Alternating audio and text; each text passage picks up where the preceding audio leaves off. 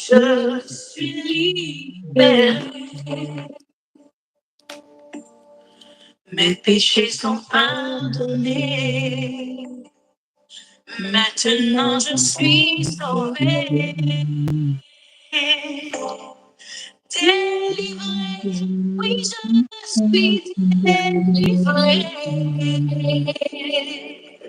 de tous mes ennemis. Jésus m'a libéré. Il n'y a plus de condamnation, plus de condamnation. Jésus-Christ a payé ma rançon. Il n'y a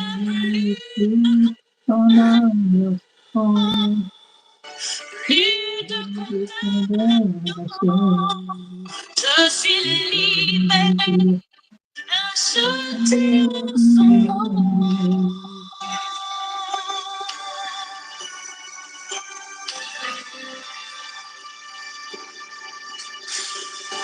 Justifié, oui, je suis justifié.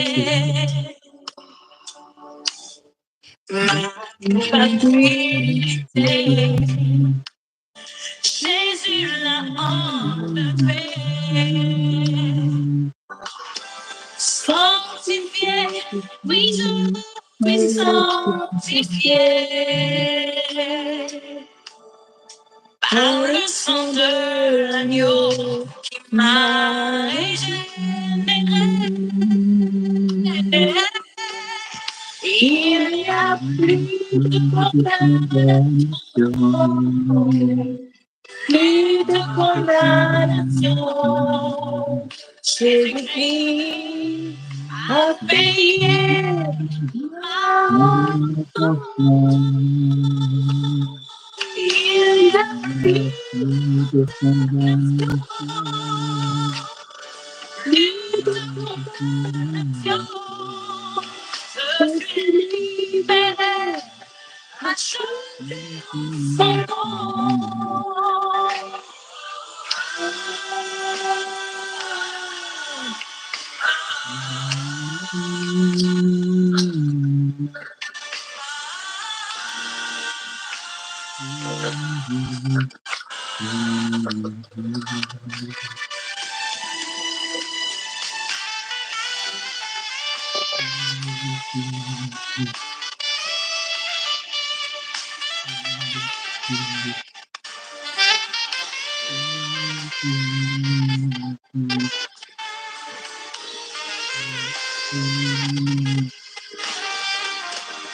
Acheté, oui, je suis acheté. L'esclavage terminé, je vis ma liberté. Héritier, je suis un héritier. Vivre pour l'éternité, un enfant bien-aimé. Il n'y a plus de condamnation, plus de condamnation. Jésus-Christ a payé ma rançon. Il n'y a plus de condamnation, plus de condamnation. Je suis libéré, acheté son nom. Merci Seigneur.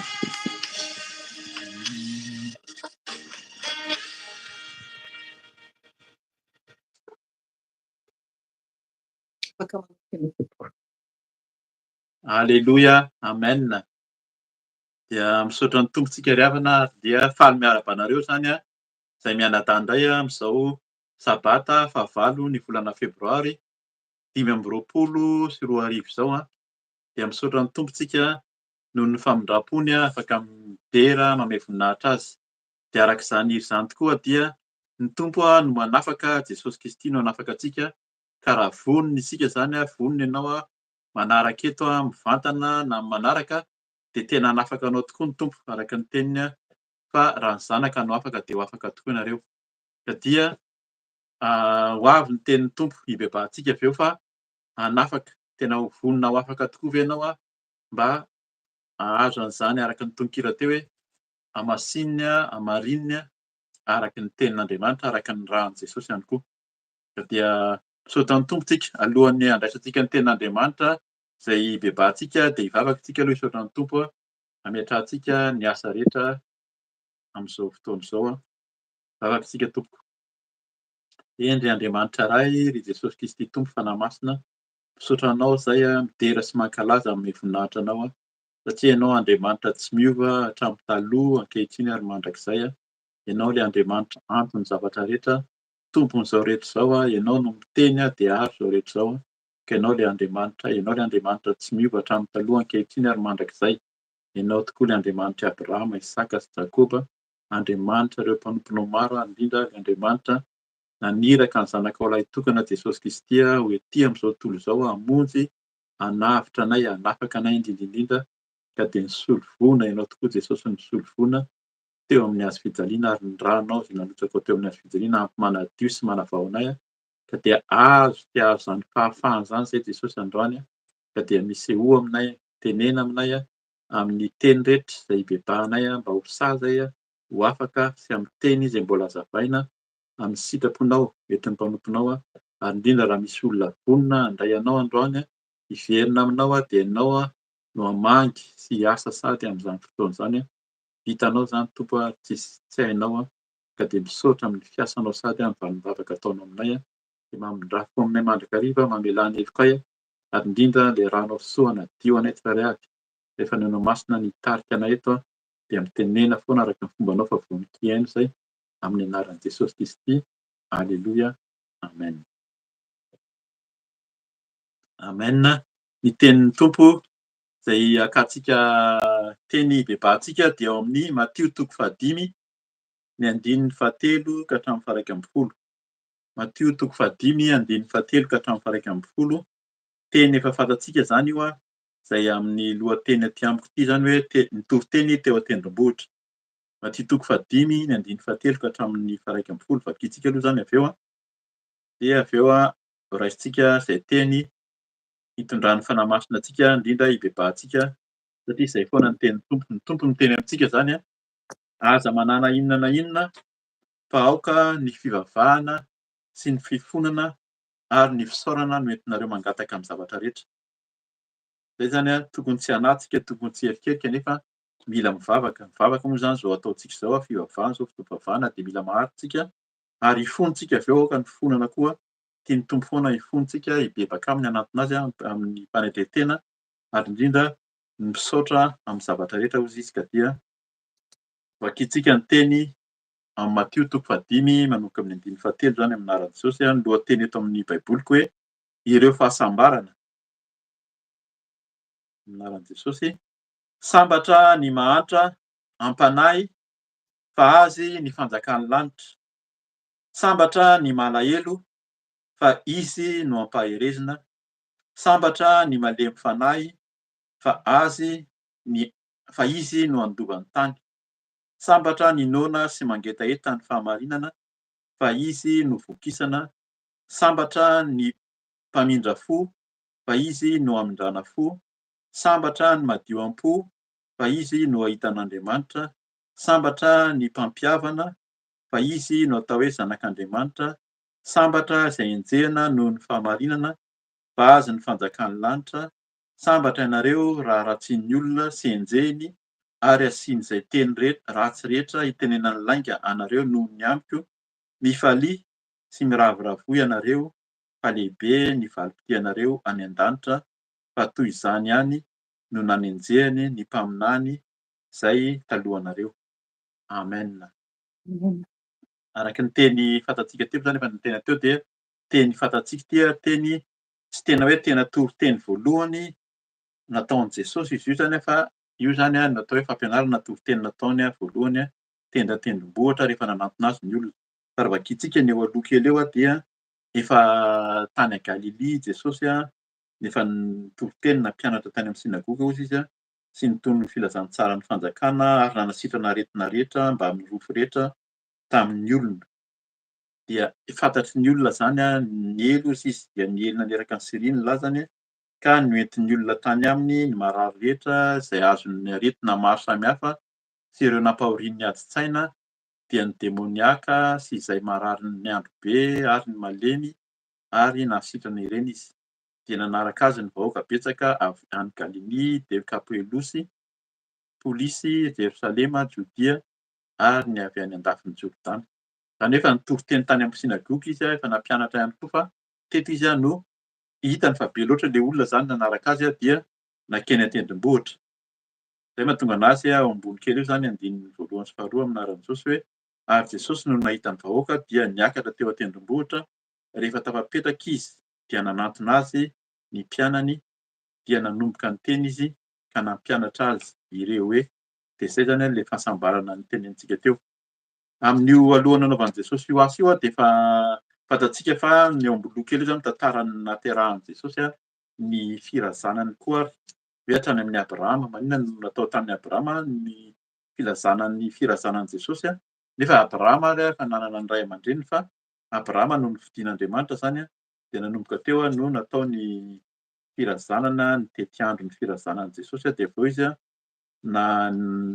laza ny fahaterahany efa noman'ny tenin'Andriamanitra daholo zany dia hatramin'ny hoe ny fivezivezeny. Jesosy nahagaga mihitsy fa hatramin'ny mbola kely efa nivezivezy mihitsy izy. Niala tany Ezipta tsy nienjehana saika ho vonoina dia nafa lehibe ary izy dia araka le teny teo hoe nifindrafindra izy satria tena nienjehan'ny olona izy dia mifindrafindra. Niverina avy any Ezipta izy dia nakany Nazareta dia nohon'ny tao Nazareta indray izy nienjehan'ny olona dia nakany Galily. Avy any Galily indray izy dia nienjehan'ny olona indray izy dia nakany Kapernaum dia tany izy io le manomboka mitovy teny raha vakiantsika zany zay le amporisihana antsika hoe raha mamaky tsara ny ten'Andriamanitra isika dia fantatsika zany le tantara hoe ahoana marina moa zany ny tena fiainan'i Jesosy io talohan'izy nanao ny asa teo zany. Dia hitantsika tao amin'izay no nanaovana batisa azy. Izy zany efa ampianarina eto foana fa natao batisa Jesosy noho ny tenin'Andriamanitra zany.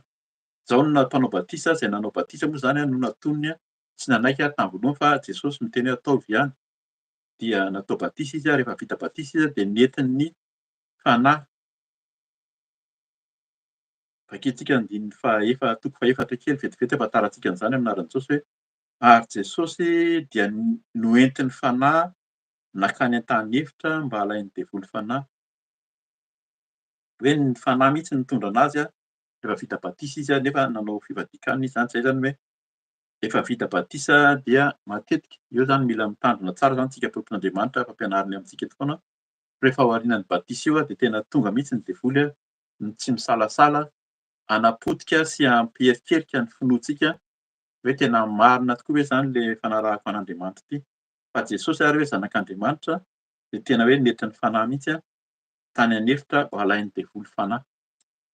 Indray zany izy tsy hoe safidintsika fa zay azo lazaina hoe lalana zay hanamboaran'ny tompo ny olona rehetra izay manaradia azy. Eto zany ibebahantsika araka le teny teo dia miteny manomboka vakiantsika ny amin'ny hoe andininy fahatelo aminaran'i Jesosy sambatra ny mahantra mpanahy fa azy ny fanjakan'ny lanitra. Raha tokony izy tokony ho sambatra tsika zany hoe mandray an'i Jesosy nafahan'i Jesosy kanefa raha ao anatin'ny fontsika ao raha mbola tsy mahatsiaro an'izany fahasambarana izany, raha mbola mieritreritra isika zany, raha mbola ao anatin'ny fontsika eo hoe mbola feno alahelo, feno fisalasalana tsy ao anatin'ilay fahasambarana dia mila androany dia hoentintsika amin'ny tompo hibebaka isika hoe mahantra ara-panahy. Tsy ilay mahantra eto moa zany misy azo fampianarana ihany tamin'ny andron'ny azo lazaina an'izay tsy mamenatra ny teny an'izany tamin'ny andron'ny fanjanahantany rehefa tonga ny fanjanahantany rehefa te hampanaiky ny olona amin'ny alalan'ny fivavahana dia teneniny fotsiny amin'izao hoe sambatra ny mahantra. Sambatra ny mahantra fa azy ny fanjakan'ny lanitra. Tsy ny mahantra dia tsy maninona na mahantra ary ianao ampahantrana dia hanao ny fanjakan'ny lanitra fa ny tenin'Andriamanitra eto de hoe sambatra ny mahantra am-panahy. Ny fanahintsika zany mila mahantra hoe tena hoe milefika, tena mahantra dikan'izany hoe manesy teny aminatrehany Tompo de any tsika no mandray ny fanjakan'ny lanitra. Fa misy mihitsy ny fanerena mihitsy hoe raha mahantra ianao de tena tsara mihitsy fa rehefa mahantra ianao dia ny Tompo no mikarakara anao. Fa ny mahantra ara-panahy, hoe ny fanahintsika zany no tena hoe mila manaiky hoe tena tafarahy amin'ny Tompo, any tsika vao sambatra. Andininy fahaefatra amin'ny anaran'i Jesosy hoe sambatra ny malahelo fa izy no ampaherezina. Zay rehefa eo ambany kely eo zany hoe zavatra nandalovan'ny mpaminany maro izy teo aloha sy ny mpanompon'Andriamanitra teo aloha zany ny resaka io alahelo io. Rehefa miaraka amin'i Jesosy koa zany matetika moa zany araky ny tena foana hoe zay miaraka amin'i Jesosy de tokony hoe maro ny hoe mifalia, asain'ny Tompo mifalia ao ambany eo fa dikan'le alahelo eto dia tsy hoe malahelo hoe ohatran'ny amin'izao tontolo zao hoe resy. Zay tsy miteny zany zay le hoe mila le teny vakiana zany tsy miteny izy hoe sambatra zay resy. Tsy tena hoe resy ianao zany mandresy tsika miaraka amin'ny Tompo fa malahelo zany mila manesy tena foana, velona foana le fanendrentena, mahantra ara-panahy ny fanahintsika mahantra eo anatrehan'ny Tompo mila torotoro fanahy zany ao anatin'izay tenin'Andriamanitra koa zany de torotoro fanahy sy mangorakoram-po izy zany no henon'ny Tompo. Dia malahelo zany tsy hoe resy fa mila manesy tena sy matsiaro tena tsy tanteraka eo anatrehan'ny Tompo. De ampaherezin'ny Tompo tsika rehefa am'zay fa raha manamary tena zany dia zay de efa mila ibebahantsika. Zany ny dikan'izany mety azo tenena am'zany zany rehefa ny olona manamary tena dia tsy sambatra.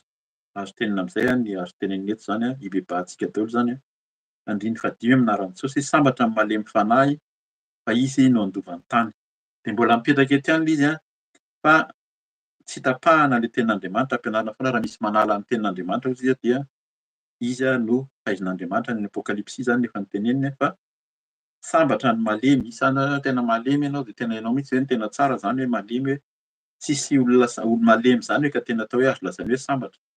Fa ny malemy fanahy miaraka ao amin'i Jesosy tena hoe sambatra ianao satria ny fanahintsika malemy, dikan'izay mandefitra, tena hoe malemy, mora tenenina, mora anarina tenin'Andriamanitra fa izy no andovan'ny tany. Zany hoe eto zany mahagaga hoe arỳ aloha arỳ mahantra ara-panahy mahazo ny fanjakan'ny lanitra, ny malemy fanahy no mandovan'ny tany. Zany hoe raha tena mandray ny tenin'ny Tompo zany tsika de na aty an-tany de na any an-danitra de efa eo amin'ny Tompo foana tsika. Ny malemy fanahy mila malemy mitony tsara tsika, malemy fanahy efa mandova ny tany sady tsika. Ny mahantra ara-panahy mandova ny lanitra, ny fanjakan'ny lanitra no raisintsika. Zany no tian'ny tenin'Andriamanitra ampianarina antsika zany tokony ho sambatra tsika, manana raha atao miseho amintsika zany ireo zavatra miseho ireo. Sambatra ny noana sy mangetaheta ny fahamarinana fa izy no vokisana. De arak'izay teny zay foana ajanon'ny mpampianatra sasany izy na olona sasany raha te hoe hame averiko foana moa zany tena hita mihitsy zany raha fantatsika tsika moa zany tamin'ny zanahana de nampiasaina mihitsy zany taloha. Sambatra ny noana sy mangetaheta fa izy no vokisana.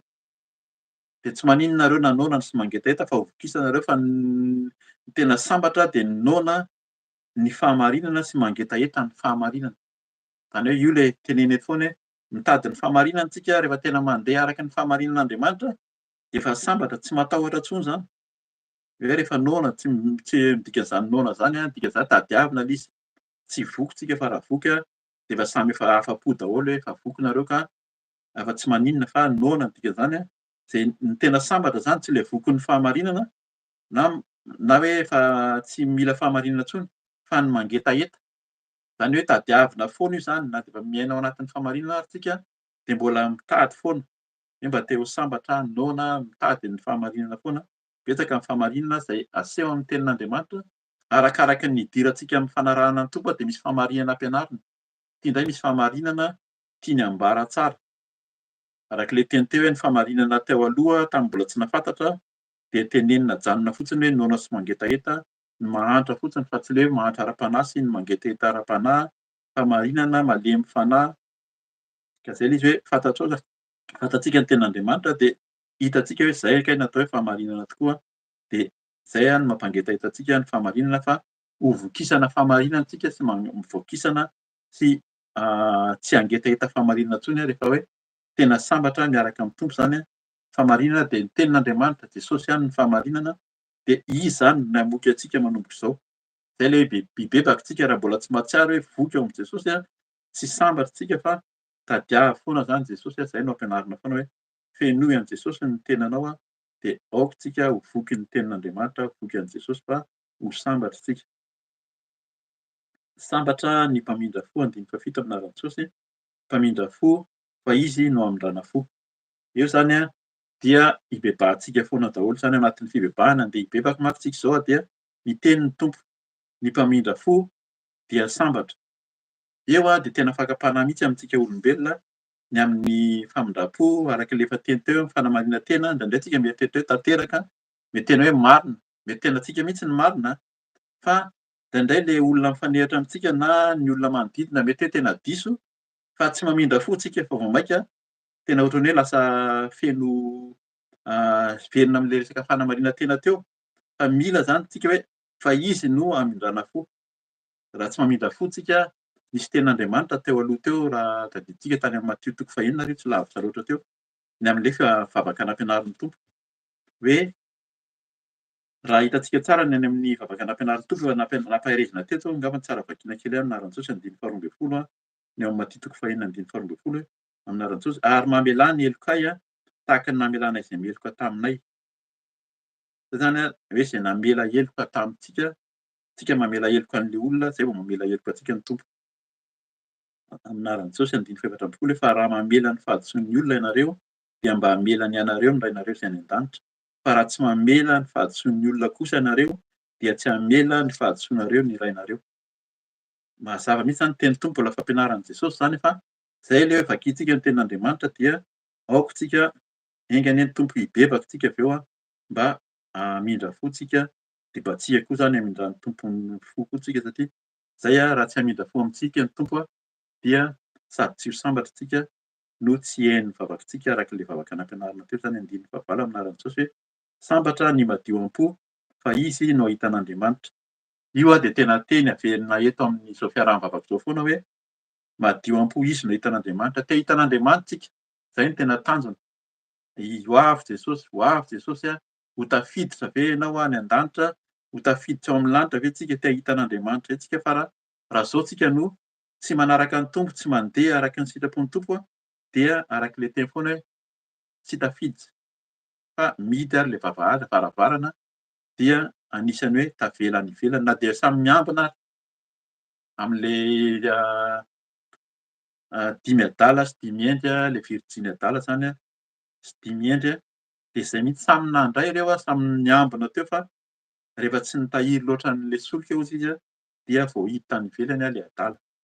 Ka zay ilay izy hoe zay no tena tanjona mba hahitan'Andriamanitra tsika eo amin'ny fanjakany. Be dia be ny fampianarana, be dia be ny fahitana efa aseho eto zany amin'ny fijona vavimbelona hoe misy Andriamanitra any an-danitra any izy miomana miaraka amin'ny zanany manomana toerana ho antsika, fa zay iza no mahita an'Andriamanitra no madio am-po.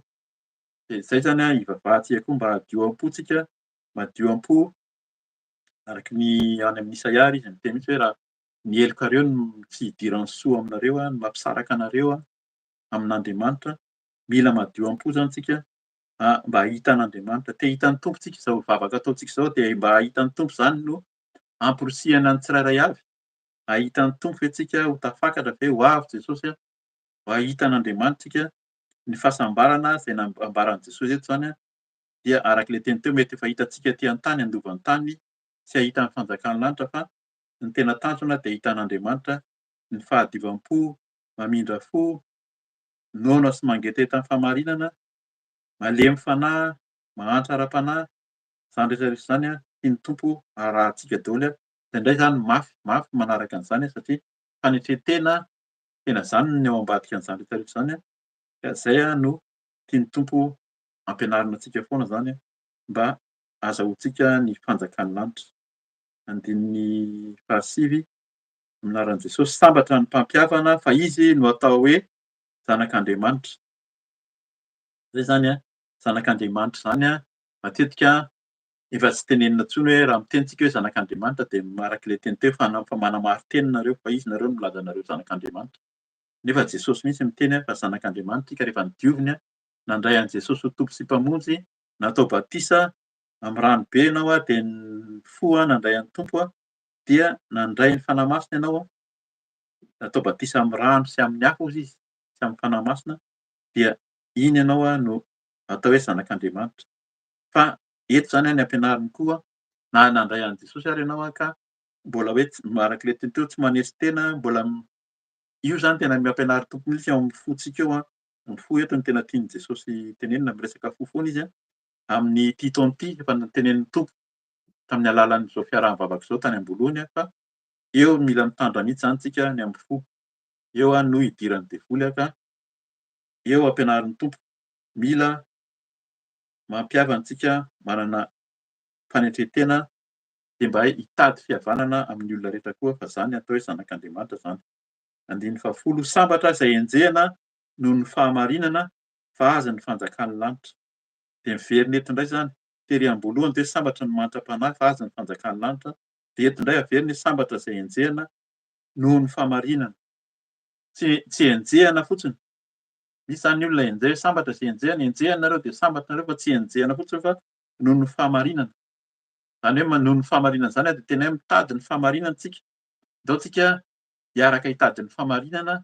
Inona ilay fahamarinan'Andriamanitra? Izao no takian'ny tompo. Ity zavatra tsy marina, ny kolikoly, ny lainga, ny fijangajangana, ny zavatra maro eto ary hatramin'ny tsy mamindra fo, ny tsy manao lolo-po, tsy madio fo zany tsy ao anatin'ny fahamarinana daholo ka izay no ibebahantsika. Engany antsika mba tsy hoe enjehana fotsiny dia lasa hoe sambatra fa noho ny fahamarinana mitady an'i Jesosy mijoro hatramin'ny farany tsika fa Jesosy no fahamarinantsika. Izy no fahamarinana, lalana sy fahamarinana fiainana. Jesosy zany sambatra nareo no enjehana noho ny fahamarinana, sambatra nareo no enjehana noho Jesosy satria izy miteny izy ny lalana sy fahamarinana ary fiainana. Sambatsika raha enjehana noho Jesosy fa aza ny fanjakan'ny lanitra. 1:12 amin'ny anaran'i Jesosy hoe sambatra ianareo raha ratsian'ny olona sy enjehiny ary asian'izay teny ratsy rehetra hitenenan'ny lainga anareo no miamboka. Zay ilay hoe noho Jesosy, zay ilay enjehana noho Jesosy antsika zany no sambatra. Raha mahatsiaro tsika hoe enjehana tsy amin' Jesosy dia any tsika no malahelo sy tsy sambatra. Fa raha noho ny Jesosy Kristy tsika no enjehana dia tokony ho sambatra mihitsy tsika fa Jesosy no manome antsika fahasambarana.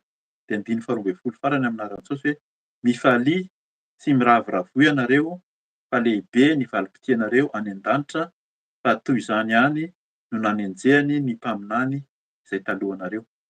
Zay zany zay tsika vao hifaly amin'izay. Ilay sambatra samihafa zany eto ilay sambatra mahazo fahasambarana ohatran'ny hoe tena feno ianao zany fa ilay mifaly mila mivelatra amin'izay. Mivelatra mampiseho fifaliana amin'ny olona rehetra hoe tena afaka miaraka amin'i Jesosy faly fa ireo zavatra notenenin'ny tompo ireo dia tadiaviko andro aman'alina mitady ny fahamarinana hanerin-tena ahako mba alahelo ny fanahiko tady an'Andriamanitra ny mba tena hantra ny foko mba hadio zany ny ibebahantsika hadio ny fontsika mba hitondra fihavanana amin'ny olona rehetra isika mba hiseho ny voninahitran'Andriamanitra zany amin'izao fanarahantsika ny tompo izao ka dia araka ny teniny hoe fa lehibe ny valim-potianareo any an-danitra. Any an-danitra no andraisantsika valim-potia fa raha etỳ an-tany etỳ dia sarotra ihany nahita ny valim-potia avy amin'Andriamanitra zany. Ary zany ohatry izy no nanenjehana ny mpaminany izay talohanareo hatramin'izao na hatramin'izany dia efa betsaka ny mpaminany ny mpanompon'Andriamanitra talohantsika nienjehana noho ny fijoroana amin'ny marina, fijoroana amin'ny fanarahana an'i Jesosy ka mahereza manesy tena hitady an'ny tompontsika, hibebaka tsika, hivavaka tsika handoalika, hibebaka dia samy metaka zany. Raha amintsika zany no tsy manana an'izay fahantrana ara-panahy zany raha tsy manana an'izay fahalemem-panahy, raha tsy misy famindram-po, raha tsy misy fahadiovam-po, raha tsy miezaka amin'ny fihavanana, raha tsy mahatsapa ny fanenjehana noho ny fahamarinana noho Jesosy dia fotoana izao hitondrantsika ny tenantsika hibebaka ary engany antsika mba hifaly hiravoravo fa Jesosy no rahantsika, Jesosy no toriantsika dia voninahitr'Andriamanitra zany hibebaka tsika, handoalika tsika tsirairay avy Ary sahiko Jesosy eo aloha eo Jesosy eo aloha raha vakiana amin'ilay izy hoe nataony devoly fanahy, fa niteny mihitsy izy avy eo fa nasainy mihitsy ino moa teo, nasainy mihitsy ny devoly noroahany zany hoe vakiko kely amin'anaran'i Jesosy ao amin'ny andininy fahafolo amin'anaran'i Jesosy andininy fahafolo ao Matteo 4 hoe fa hoy Jesosy taminy mandehany ianao ry Satana fa voasoratra hoe ny Tompo Andriamanitra no ankofanao fa izy irery ihany no tokonao. Ary dia nandao azy ny devoly ary indreo nisy anjely tonga ka nanompo azy. Tena nisy zany ny devoly. Na tamin'ny andron'i Jesosy tena nisy devoly tena teo naka fanahy azy zany fa roahany io, mandehany ianao ry Satana, roahana reo Satana reo. Io zany mbola averina foana fa ny Satana hatramin'ny andron'i Jesosy dia tsy novonoiny hoe vonoiko ianao Satana fa roahana foana izy io, roahana foana izy io fa raha tsy miambina isika, tsy diovina dia ho avy indray koa izy. Ka zay zany hibebaka isika amin'izany tenin'Andriamanitra zany dia hitsangana koa isika avy eo handroaka ny asan'ny Satana satria fampianarana nataon'ny Tompo daholo zany ka dia andao isika handoalika hibebaka amin'ny Tompo amin'ny fahatanterantsika rehetra. Hibebaka isika tompoko, hivavaka isika.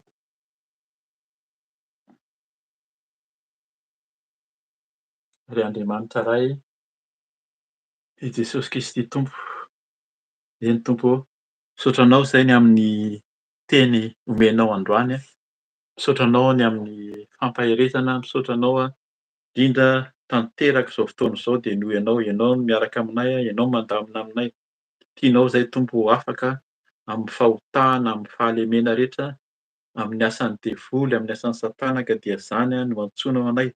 Ka n'iza androany nitady anao amin'ny fony rehetra tokoa, tahaka ny ataonay androany Jesosy hitady anao izay mba te ho afaka, te ho sambatra izay, ho faly miaraka aminao ka dia izany no andeha anatrehanay teny ao anatrihanao, mifono aminao izay raha tsy manana ireo teny izay nambaranao teo satria tsy sambatra izay araka ny teninao teo raha mbola tsy malemy ara-panahy, tsy mahantra ara-panahy, manamary-tena mirehareha Jesosy ka dia hifonana aminao, ny fonay maloto, ny sainay ratsy, tsy araka ny sitraponao.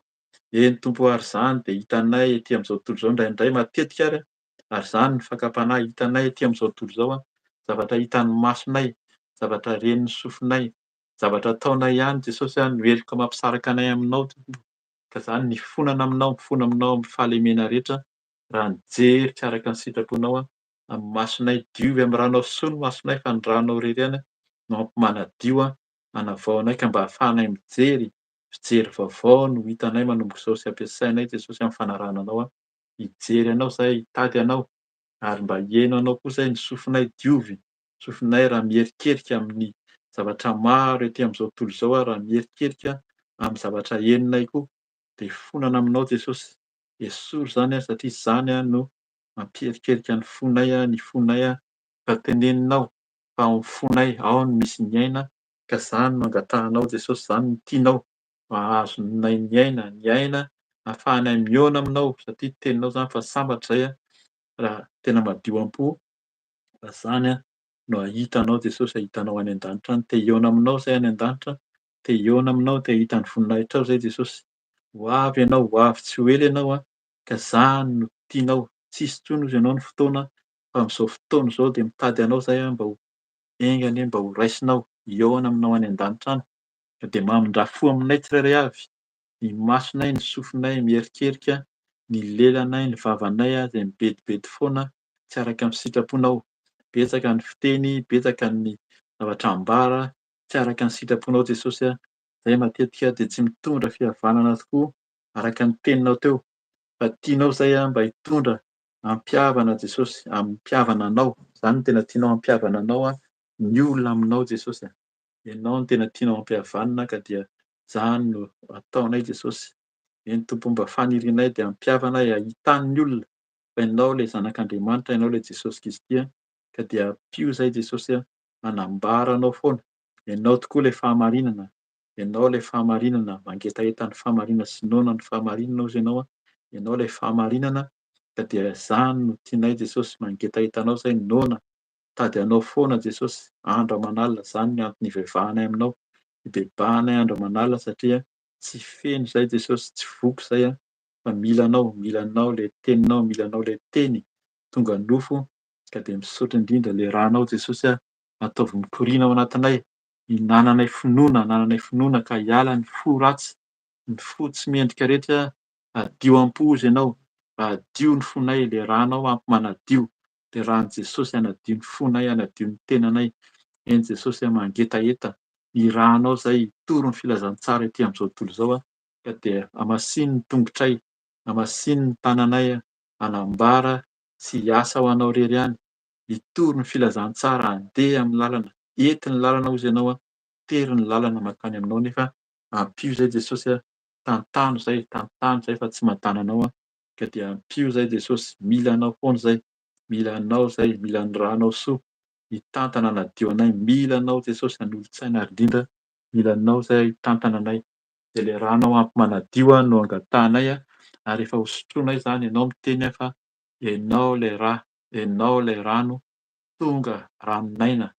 Ety am'zao tontolo zao na mahay ny zavatra rehetra ianao Tompo ka le ranao narisaka tamin'ny hazofijaliana ampy manadio ozy ianao. Ka de sotroinay ny ranao, sotroko ny ran'i Jesosy hanadio indray, hanadio ny foko, hanadio ny fanahiko, hanadio ny tenako manontolo. Eny Tompo sotro ny ranao misotro ny ranao zay dorana amin'ny ranao ihany koa le ranao de mandoro zay tianao rehetra ao anatin'ny sainay, ao anatin'ny vavanay, ao anatin'ny fonay dorana amin'ny ran'i Jesosy zay tian'ny Tompo rehetra. Eny fo maloto, ny sain-dratsy, ny fieritreretana rehetra, ny fanamarina tena rehetra, ny fireharehana, esorina amin'aran'i Jesosy, didina amin'aran'i Jesosy ny tsy finoana, devoliny tsy finoana aza filanona kely aminay fa ranao soa mandoro. Ka de ianao Jesosy no isaoranay satria fantatray fa manafaka ianao androany, hanafaka anay tsy hijery miaraky ny fahalemenay fa mamindra fo ianao ka zany no asahinay koa.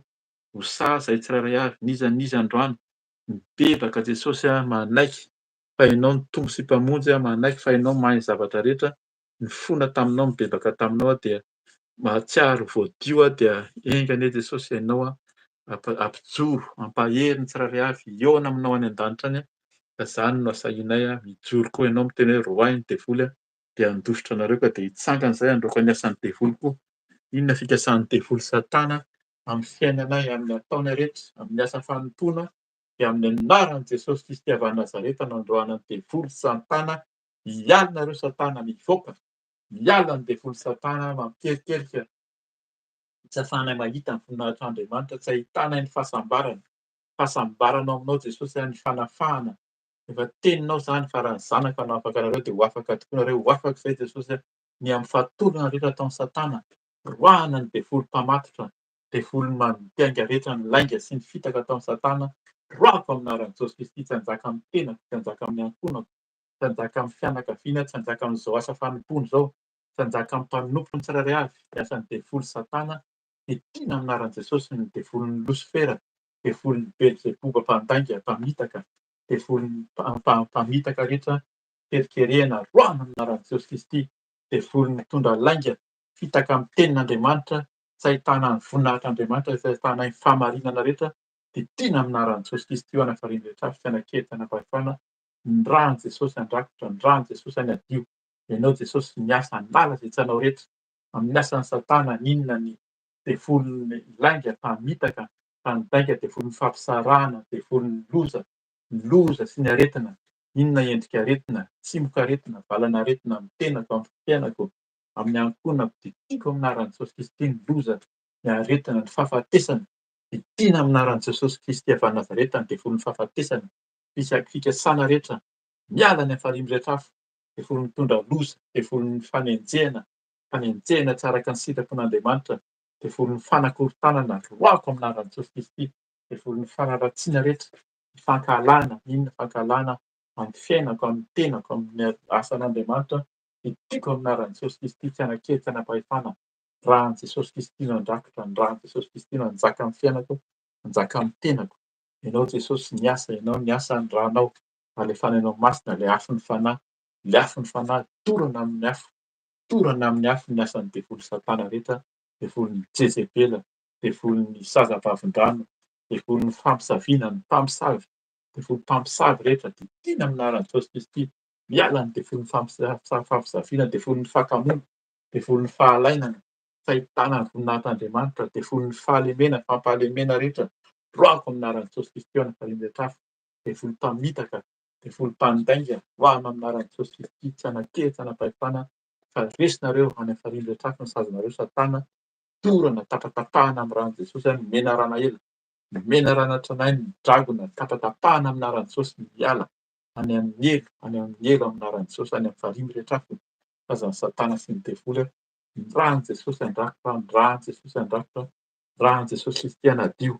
Angatao ny rahan'i Jesosy ho aminao, andrakotra anao, andrakotra ny ankonanao, ny tokantrano, ny fiainana tsirairay avy. Ny rahanao Jesosy andrakotra ny tenako, andrakotra ny ankonako, andrakotra ny tokantranoko, ny fananako rehetra. Ny rahan'i Jesosy efa raisina ny Satana sy ny devoly. Ninona fatopatotra ataon'ny Satana dia tiako amin'ny anaran'i Jesosy tsy hanjaka amin'ny ankonako, amin'ny tenako, amin'ny asan'Andriamanitra amin'izao asa fanompoana izao. Roahako ny devoly Satana, efa resinareo Satana, efa resy. Resy amin'ny anaran'i Jesosy, resy amin'ny anaran'i Jesosy, efa resy ny Satana, miala. Miala ny Satana, efa resin'i Jesosy, miala.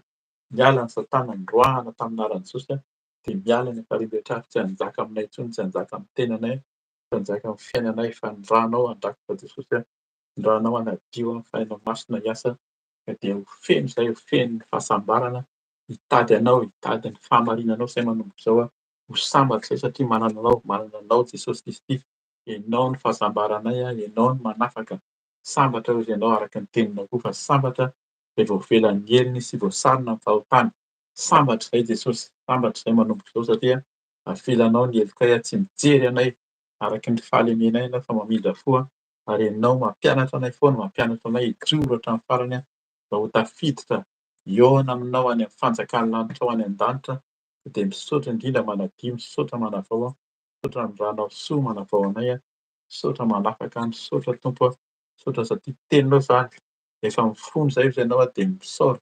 Izany no tianao koa, misaora amin'ny zavatra rehetra ary izany no tianao. Dia misaotra anao izay satria hainao ny zavatra rehetra. Inona ny zavatra rehetra miseho amin'ny fiainanay manomboka izao dia fantatray fa ianao no miasa, ianao no manjaka. Tsisy zavatra tsy hainao, tsisy zavatra tsy vitanao Jesosy. Vitanao ny zavatra rehetra, teninao teo izany. Ianao manasitrana ny malemy, manasitrana ny marary, mampahiratra ny jamba, betsaka na ny asan'ny devoly, ny demoniaka, ny demonia rehetra dia norohana taminao, norohanao tamin'ny anaranao Jesosy. Afaka daholo ny asan'ny devoly Satana, ary izay dia afaka amin'ny asan'ny Satana, ny asan'ny devoly ny fahalemena. Inona fahalemena? Faharatsiana rehetra amin'ny fitondran-tena manomboka izao n'iza vonona hiala amin'ny fitondran-tena maloto, fisainana maloto fanao tsy araka ny sitrapon'Andriamanitra dia hanafaka tanteraka ianao, ho afaka tanteraka amin'ny anaranao Jesosy. Dia misaotra manafaka, misaotra manadio, misaotra manavao ny mpanomponao tsirairay avy. Misaotra Tompo, misaotra amin'ny ranao soa, fa ny ranao soa dia tena hanadio anay manavao hatramin'izao. Dia izany no idiranay sy hanomezanay voninahitra anao. Dia misaotra ny Tompontsika miverina isika handohalika, misaotra ny Tompo ary indrindra fangataka sady amin'ny fanahy masina ho amintsika. Araka ny teniny rehefa mifidy antsika izy, tahaka ny fividianan'ny mpianatra dia miteny izy, fanahy masina hozy izy dia eo aminareo mandrakariva ao anatinareo ambarana izany ka dia engany eny Tompo hameno antsika foana. Manomboka izao izy no nolontsaina, ilay fanahy manolo-tsaina, fanahy mampahery, mampahery tokoa izy araka ny teny teo hanome antsika ny fahasambarana, hanova ny fontsika. Ilay fanahy no hameno ny fontsika, efa niala ny devoly, efa lasa ny devolin'ny faharatsiana, devolin'ny lolo-po, devolin'ny sain-dratsy rehetra, fa fanahy masina hameno, fanahy feno fanetretena, fanahy feno faherezana, fanahy madio, fo vaovao, fo madio esorinao Jesosy, ny fo nofo rehetra, fo vato rehetra, fa ny fo nofo napetraka ao anatinay, fo nofo dia aina vaovao ao anatinay, aina vaovao. Dia raha anao Jesosy mitondra aina dia misaotra ilay fainao masina mameno anay. Fanahy, tendreo ny fonay, tendreo ny sainay, tendreo ny vavanay, tendreo Tompo angio izay tsirairay avy hitanao foana, hitanao hiaona aminao. Misaotra Tompo fa ianao miteny aminay, ianao mamangy anay, manana fahagagana ianao, manana fombanao tsy takatry ny saina itenenanao fanahy masina, mampafantatra anay ny marina, ny fahamarinana, ny fahamasinana ampifanarahana anao. Misaotra indrindra fanahy masina ary mbola hiteny ianao amin'ny alalan'ny mpanomponao koa, hanambara aminay, ahafahanay mandroso, mijoro, manolo tena ho anao, hiverina aminao. Tenena Tompo, vangio foana izay a, fenoy foana izay, fenoy foana izay satria ianao tsy mahay manao na inona na inona izay Jesosy raha tsy hainao no miasa.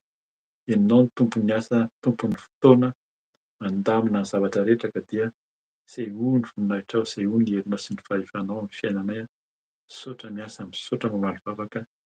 Eny Jesosy, araka ny hira teo tokoa fa afaka izay miaraka aminao, nafahanao izay Jesosy ary indrindra hamarinao, hamarinao ohatry ianao a, de hamasinina koa, masiny mandrakariva tenanay a fa ianao no anton'izany a.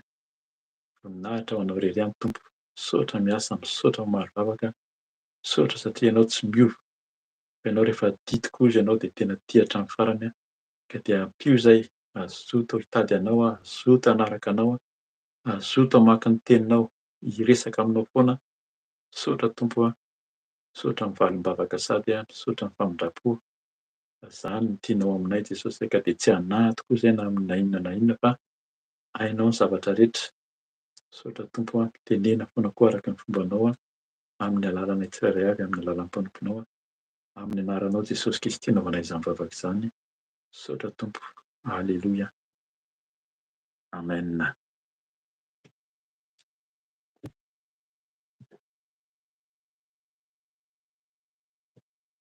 Amen. Misaotra ny Tompo isika ny amin'ny famindram-pony amintsika. Raha tena mibebaka tokoa moa izany isika, vonona hanaradian'ny Tompo a dia hotononona amintsika tokoa ilay fahasambarana izay notenenin'i Jesosy teo ho amintsika sy ny fifaliana. Ingany antsika mba hifaly, hiravoravo tokoa amin'izao fanarahana ny Tompo izao a, fa mandeha araka ny teny teo, malemy fanahy, fanentetena dia voninahitra ho an'Andriamanitra irery ihany. Dia taiko ny Mama Felicia zany a ny fotoana indray a ahafahany mampahery antsika amin'ny alalan'ny tenin'Andriamanitra ary raha tianao zany a amin'ny farany eo izy a dia hiantso raha mbola tsy nahafantatra ny Tompo, vonona ianao handray ny Tompo androany dia hiaraka hivavaka aminy a, ary koa raha ao anatin'ny fiemborana dia fotoana izao a hanoran-tena ho an'ny Tompo indray. Fa izaho zany a de manao velomanao sady amin'ny anaran'i Jesosy raha sitrapon'ny Tompo dia amin'ny sabotsy heriny zany a sitrapon'ny Tompo a, miheo an'eo tsika raha mbola tsy tonga ny Tompo a. Manao velomanao amin'ny anaran'i Jesosy Tompo a. Alleloia. Amen. Amen. Alleluia, alleluia.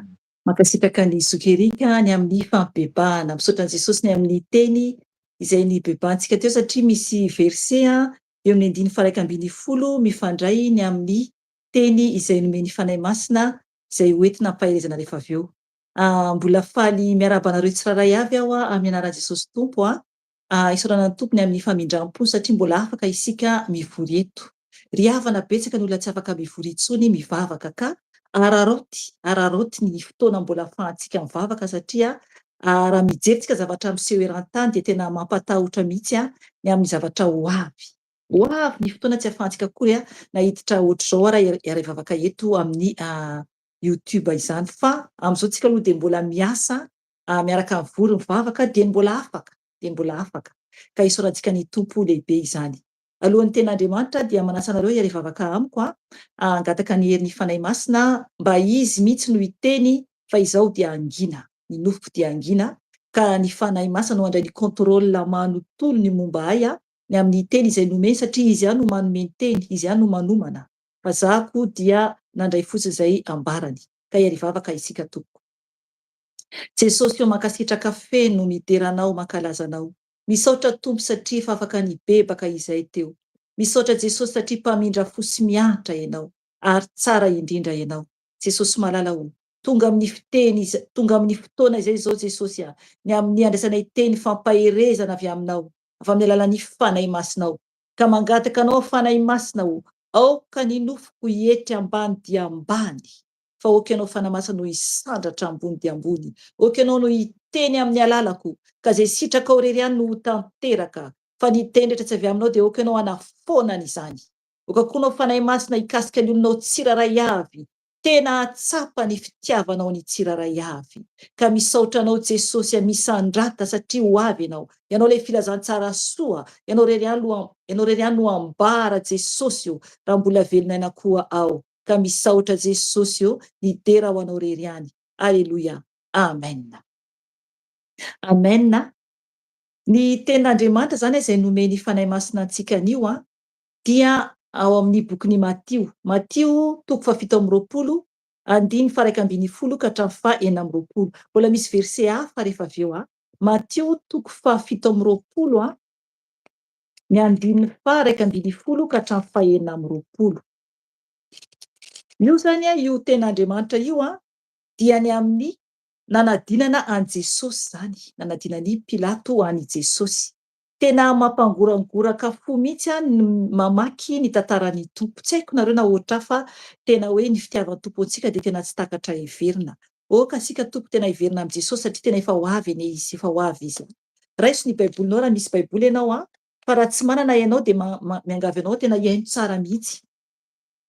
Tsara ny manana baiboly, mbola averiko ihany satria fa teneniko teto ihany zay dia tsara antsika manana baiboly satria ny baiboly dia tena hoe ampahery antsika ny mamaky tenin'Andriamanitra izany satria raha tsisy tenin'Andriamanitra isika dia ohatra ny olona andeha hiady tsy manana basy na tsy manana sabatra. Fantanantsika fotsiny zany. Nefa n'ilay ady hatrehana goavana be dia ahoana no ahafahantsika hiady amin'ilay fahavalo eo alohantsika. Fa mila zantsika manana baiboly dia ilay tenin'Andriamanitra sabatry ny fiainana io no amalintsika ny fahavalo. Satria tadidio Jesosy tamizy nalainy devoly fanatanenevitra fa tsy azony nalaina fanahy mihitsy Jesosy dia jereo fa tenin'Andriamanitra foana no namaliny azy. Ka tokony tsika anana tenin'Andriamanitra, andinika ny tenin'Andriamanitra mba hampahery koa ny fanahintsika izany. Amen.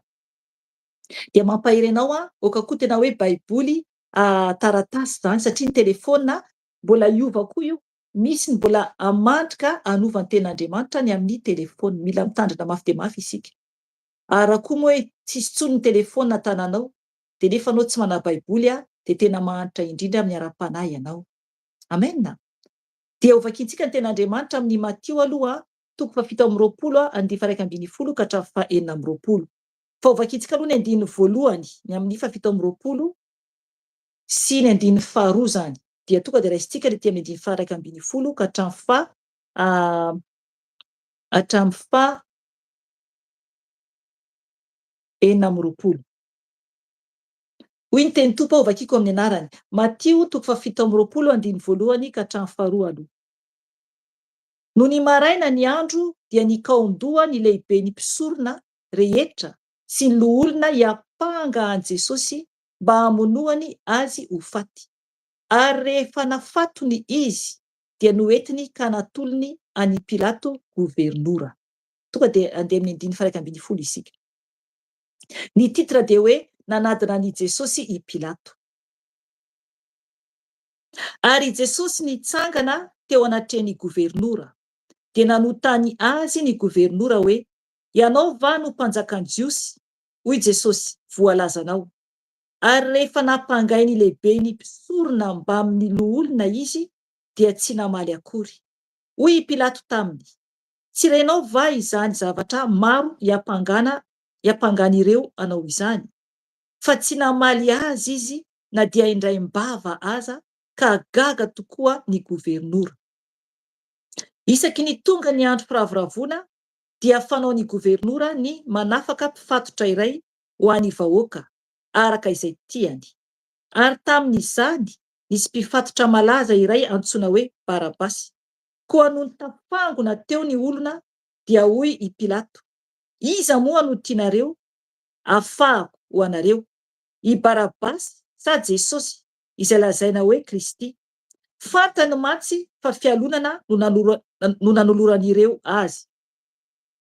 Ary rehefa nipetraka teo amin'ny fitsarana izy dia nandefa iraka ankeo aminy ny vadiny, ilaza aminy hoe, aza manao na inona amin'izany lehilahy marina izany, fa nampahory be ahy androany ny nanofisako azy.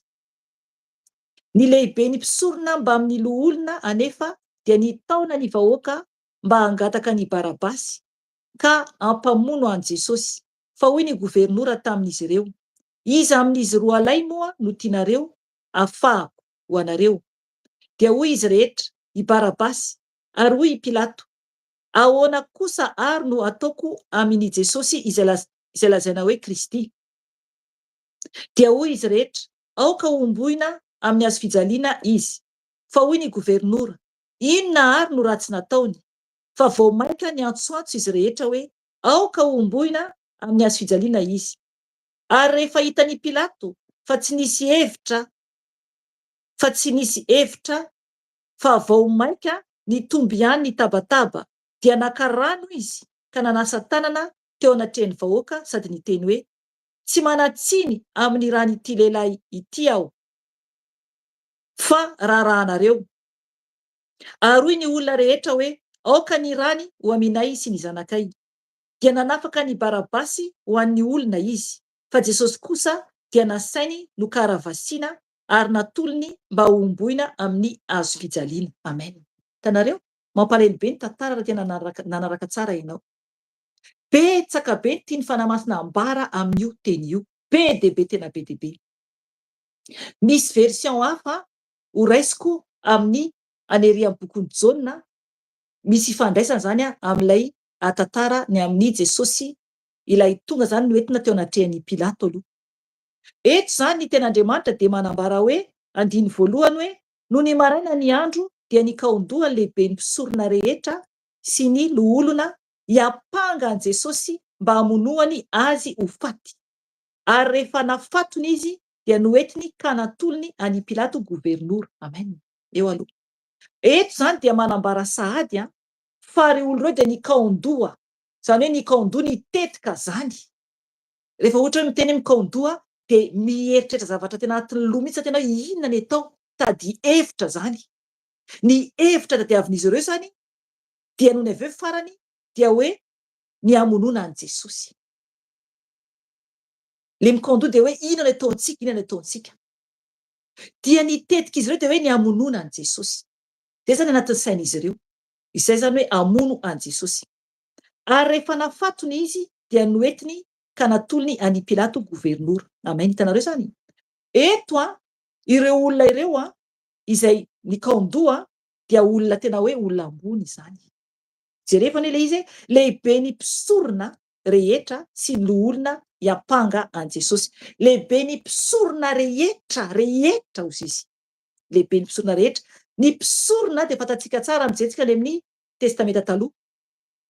Fa raha mijentsika ohatrany hoe amin'ny Arona, nofidian'Andriamanitra mihitsy hanao ny asan'Andriamanitra ny mpisorona. Eto nefany dia Jesosy ilay Andriamanitra tonga nofo no lavin'izy ireo. No lavin'izy ireo. Dia jerevy ny fandraisan'ny teny eto. Eto zareo nikaondoha hamono an Jesosy, hiapanga lainga izany. Hiteny zavatra lainga mba hamonoana an Jesosy. Mitady hevitra izy ireo tena hoe hamonoana ny tompo zany. Dia noho ny avy eo izy ireo nafatony zany Jesosy dia noentiny ka natolony any amin'ny Pilato gobernora. Ao amin'ny bokon'ny Jaona dia jerevy ny tenin'ny ten'Andriamanitra ato amin'ny bokon'ny Jaona 7:20. Jaona 7:20 dia ino tsara ny ten'Andriamanitra eto momba an'io le zareo nentin'izy ireo teny amin'ny Pilato zany Jesosy. Jaona 7:20 dia raisitsika eo amin'ny 2:20, azafady 2:20 ka hatramin'ny 30. Jaona 7:20, 2:20 ka hatramin'ny 30. Raisitsika zany le tarihan'ny Matio iny zany raisitsika hoe nety zareo zany Jesosy eo anatrehan'ny Pilato zany. Dia jereo zavatra niseho eto. Hoy teny tompo vakiko amin'ny anarany Jaona 18:28-30. Ary noentiny niala tao amin'ny Kaiafa ho ao anaty lapa Jesosy. Vao maraina ny andro tamin'izay, nefa tsy niditra tao anaty lapa ireo, fa andrao ho voaloto satria hihinana ny Paska izy ireo. Ary nivoaka ho eo aminy teo ivelany i Pilato ka niteny hoe, inona moa no hiampanganareo io lehilahy io? Dia namaly ireo hoe raha tsy mpanao ratsy izy tsy mba natolotray anao. Amen. Hitanareo zany eto zany zareo tonga nitondran Jesosy ho any amin'ny Pilato de jerevo zavatra ambarany tenin'Andriamanitra eto no ny tonga zany izy ireo vao maraina zany teny ten'Andriamanitra ny andro tamin'izay nefa tsy niditra tao anaty lapa ireo, tsy niditra tao anaty lapa zany izy ireo. Inona no antony? Fandrao ho voaloto satria ihinana ny Paska izy ireo. Ry havana, ny Paska Jesosy nefa n'ilay Paska. Izy ireo mieritreritra hoe ny fombafomban'izy ireo amin'ny biby atolotra ho vonoina alatsadrano no hoe Paska. Nefa Jesosy ilay lohany, izy ilay Paska no eo, dia tsy eken'izy ireo ny idirany ao anatin'ilay toerana fa sao de hoe maloto ny toerana. Ry havana, tsy hovarain'Andriamanitra mihitsy ny Paska ataon'izy ireo. Tsisy Paska mihitsy ho ataon'izy ireo, fa loto arany ataon'izy ireo satria mbola mamono biby izy ireo atao fanatitra. Jesosy no ho Paska. Izy amin'ny fotoana io no ho Paska. Izy izay atolotra ho vonoina amin'ny fotoana io. Tsy tsapan'izy ireo izany. Raha mahita isika amin'izao fotoana izao eran-tany, mbola maro be ny olona tsy mino an Jesosy hoe izy ilay Paska. Ny rany, ny tenany nomboina. Zay ilay fahatserovana ataontsika rehefa mandray fanasany tompo isika. Ny fijalian'i Jesosy, izy ilay natolotra nomboina tambony azy fijaliana. Ny ranolatsaka ny tete no nahavovonjy antsika. Izy ilay Paska, izy reriany. Izy zanak'ondry tokana afaka manadio antsika. Tsisy raha hafa intsony azahoantsika famonjena afa-tsy ny rahan'i Jesosy reriany. Eto izy ireo dia tena hoe tsy niditra tao anatin'ny lapa, mampalahelo izany. Satria araka ny teny hoe fandrao ho voaloto satria ihinana ny Paska izy ireo. Hitanareo zany? Tena hoe fahalotona ho an'izy ireo nefa ny zavatra ataon'izy ireo. Satria miampanga ny tompo Andriamanitra izy ireo. Ary izy ireo ho voaeloka mandrakizay. Ho voaeloka mandrakizay. Raha tsy mibebaka. Dia ny ten'Andriamanitra manambara hoe ary nivoaka ho eo aminy teo ivelany i Pilato. Hitanareo zany? Nivoaka eny ivelany zany i Pilato. Eny ivelany izy no nivoaka. Dia hoy zany tenin'i Pilato hoe inona moa no hiampanganareo io lehilahy io? Dia namaly ireo hoe raha tsy mpanao ratsy izy tsy mba natolotray anao. Hitanareo zany? Io lehilahy inona moa ny ratsy nataon'i Jesosy? Inona ny ratsy nataon'i Jesosy? Tsisy. Fa nitory izy mba hahavovonjy antsika. Izy mihitsy no tonga tety hamonjy ny fanahintsika. Hatramin'izao dia mbola enjehan'olona foana ny tompo. Hatramin'izao dia mbola enjehan'olona foana ny tompo. Mbola maro ny tsy mino an Jesosy. Na ny milaza zo mpivavaka aza dia tsy matoko ho falebiazan'ny tompo ary tsy mino ny fitiavan Jesosy. Anisany tsy mino ihany izany. Anisany tsy mino ny tompo ihany izany. Ka mila mitandrina mafy dia mafy isika. Iverintsika ao amin'ny bokin'i Matio. Raisintsika ny eo amin'ny 9:10. Matio 7:20. 9:10. Ary Jesosy nitsangana teo anatrehan'ny gobernora dia nanotany azy ny gobernora hoe ianao va no mpanjakan'ny Jiosy? Hoy Jesosy voalazanao. Ary rehefa nampangay ny lehibe ny mpisorona mba miloa olona izy dia tsy namaly akory hatreo aloha. Hitanareo zany? Jesosy dia tsy mba miteny firy Jesosy. Okenaratsika mihitsy izay toetra izay. Itsika ny vavantsika io dia miteniteny foana. Tsy mety hatsahatra vavantsika io. Vavantsika io no mampanota antsika. Ao tsika hianatra takan'i Jesosy mba hiangina. Jereo navaliny an'i Pilato. Nanotany Pilato hoe ianao va no mpanjakan'ny Jiosy? Ray fotsiny teny navaliny. Hoy Jesosy hoe voalazanao. Hatreo fotsiny. Fa tsy hoe za mihitsy mpanjakan'ny Jiosy ka za mihitsy zao. Ry havana mianara ny toetra ny tompo. Ao tsika hianatra ny toetra ny tompo mba tsy ho beteny, anamary tena, ioatra lavitra foana taka ny bebantsika teo. Tsy mahazo manamary tena fa tokony teny tsotra ihany dia zay. Zay toetran' Jesosy. Nefa nisy mpanjaka, ny mpanjaka tompony tompo. Tonga hamonjy antsika ety ambonin'ny tany. De isika olombelona tsy tapotra teny mihitsy rehefa miteny, fa mahita ambara foana, mahita anoherana foana ny tompo, anoherana foana ny tenin'Andriamanitra. Zay zanak'olombelona. De isika ihany no tsaraina araka zavatra voaka ny vavantsika. Rehefa ho avy ny fitsarana, isika ihany no vomafy satria isika tsy mankatoa ny tompo. Mila mitandrina mafy de mafy isika. Andiny faharoa ambin'ny folo. Hoy ny tenin'Andriamanitra hoe ary rehefa nampangain'ireo lehibe ny mpisorona mba amin'ny loholona izy dia tsy namaly akory. Amen. Hitanareo zany. Alefasarentsana le zavatra anseho tamin'ny fotoana io. Teo zany ireo lehibe ny mpisorona. Ary teo koa zany mba amin'ny loholona. Ny ampanga azy izy ireo. Ny teny zavatra maro zany. Amin'ny version hafa dia afaka vakianao mihitsy ireo tantara io zany fa ho hitanao tsara hoe betsaka ny ampangan'izy ireo an Jesosy, betsaka. Fa Jesosy zany tsy niteny. Tsy niteny zany ny tompo. Mazava tsara tenin'Andriamanitra. Dia ny tompo mahay mangina. Isika tsy mahay mangina. Avery kely any andiny faharoa ambin'ny folo. Ary rehefa ny ampangainy lehibe ny mpisorona ambany loholona izy dia tsy namaly akory. Tsy namaly akory Jesosy. Zay olona manaratsy de leo hanaratsy. Hitanareo tsara le tenin'Andriamanitra teo, le niraisy ny zokerika teo amin'ny fahabebahana. De araka teneniko teo tamin'izaho alohan'ny hanomboka hoe misy ifandraisana hoy aho. Ny amin'ny teny nomeny tompo zay menadaty sy ny resaka. Fa ny tompo no manome ny teny, ny fanahy ny tompo. Dao raha isika nge ao amin'ilay Matthieu teo eo amin'ny andininy faraika ambin'ny folo. Jerevy tsara hoy ny teny tompo Matthieu 5:1-5. Hoy ny teny tompo vakiko amin'ny anarany.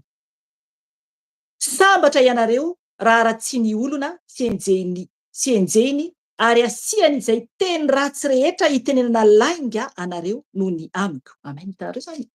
Tena mahazava mihitsy ny tenin' Jesosy. Izy io ambarany io atoko. Atao Matthieu 27. Izy miteny hoe sambatra zany isika raha tsy ny olona sy enjehiny ary asiany izay teny ratsy rehetra itenenany lainga anareo noho ny amiko. Satria ny tompo efa nizakan'izany. Jerevy ny teny ato amin'ny andininy faharoa ambin'ny folo, ato amin'ny toko 7:20 hoe ary rehefa nampangainy lehibe ny mpisorona ambany loholona izy dia tsy namaly akory. Hitanareo zany. Mandainga ireo, manaratsy an Jesosy ireo fa tsy namaly Jesosy. Tsika tokony angina koa tsika. Tsika tena hatsiaro fahasambarana anatintsika na dia malahelo ary isika. Fa mila tsika mangina zany. Eo anatrehan'olona manenjika antsika, anatrehan'olona manaratsy antsika. Tena io raha io toetra raha io tena hoe asa satana mihitsy io.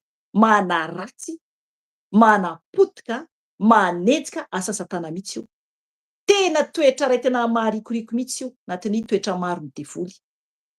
Ry havana tena mandratra olona, manimba olona ary mankarary olona. Mila mitandrina mafy isika satria tsy eken'Andriamanitra izany, tsy eken'ny tompo izany. Raha misy toetra ohatr'izany ianao dia miala amin'izany. Miala amin'izany ohatra hoe tia mitsaratsara olona na manaratsy olona dia mibeba fa toetran'ny Losifera zany, toetran'ny devoly izany. Mila tsika mangina na tsarain'olona ary na ratsian'olona ary. Vavao an'ilay olona, vavao an'ilay olona. Andininy 7:10. Hoy Pilato taminy, tsy renao va izany zavatra maro hiampangan'ireo anao izany? Hitanareo izany. Pilato raha zany gaga. Satria niteny izy hoe tsy renao va izany zavatra maro hiampangan'ireo anao izany? Tsapa mihitsy hoe gaga zany Pilato eto. Raha ohatra ka olona ray miteny hoe tsy renao va zany? Tsy mamaly akory izy eo.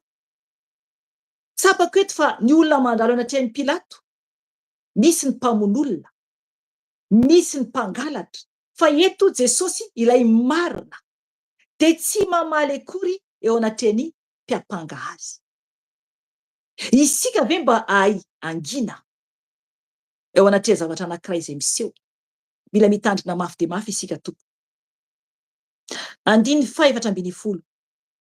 Nametraka fantaniana zany Pilato am' Jesosy de 4:20 hoe fa tsy namaly azy izy na dia indray mbava aza ka gaga tokoa ny gobernora. Amen. Hitanareo zany? Gaga ny gobernora satria tsy namaly Jesosy na dia indray mbava aza. Na indray mbava aza. Ry havana, mila antsika tena mianatra ny toetran' Jesosy. Aoka anatin'ny fahanginana isika. Hianatra hangina. Kanefa madio am-po. So mas de hoe tsy miteny nefa ny ao anaty fo ao tena vavaratsy be ny ao anaty fo ao. Tsy atompo. Mila antsika mahangina dia mangataka famindram-po am' Jesosy ho an'ilay olona na iza izany. Mila mitandrina mafy dia mafy isika. Satria ny tompo dia mpanafaka ary miasa ny tompo. Izy manavao antsika raha tena voniny isika hiova. Hainy tompo zavatra rehetra. Fa mila antsika manaiky ny hovain' Jesosy. 10:20. Isaky ny tonga ny andro firahavoravoana dia fanao gobernora ny manafaka mpifatotra iray ho an'ny vahoaka arak'izay tiany. Ary tamin'izany nisy mpifatotra malaza iray antsoina hoe Barabasy. Koa no tafangona teo ny olona dia hoy Pilato, iza moa no tia ianareo afahako ho anareo, i Barabasy sa Jesosy izay lazaina hoe Kristy? Hitanareo zany? Eto zany dia misy fotoana zany anafahany gobernora zany olona anankiray izay tiany olona io zany. Mampisafidy ny olona zany izy amin'io. De eto misy any Barabasy. Barabasy dia gadra zany Barabasy amin'io. Iza moa i Barabasy io? Ndao vakintsika io satria tsy mazava firy eto amin'ity toko iray ity, andininy iray ity fa afaka jerenao ao amin'ny raintsika aloha ao amin'ny Jaune 18:40 ao amin'ny bokin'ny Jaune tonga 7:20 ihany andiny 9. Iza moa i Barabasy io? Jaune tonga 7:20 andiny 9.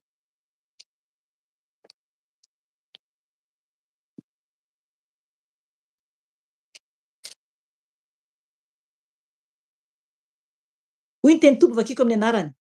Nefa ireo niantso, azafady, nefa ireo niantso indray hoe tsy le io fa i Barabasy. Kanefa i Barabasy dia jiolahy. Hitanareo? Jiolahy zany le Barabasy. Jiolahy manao ahoana moa izy io?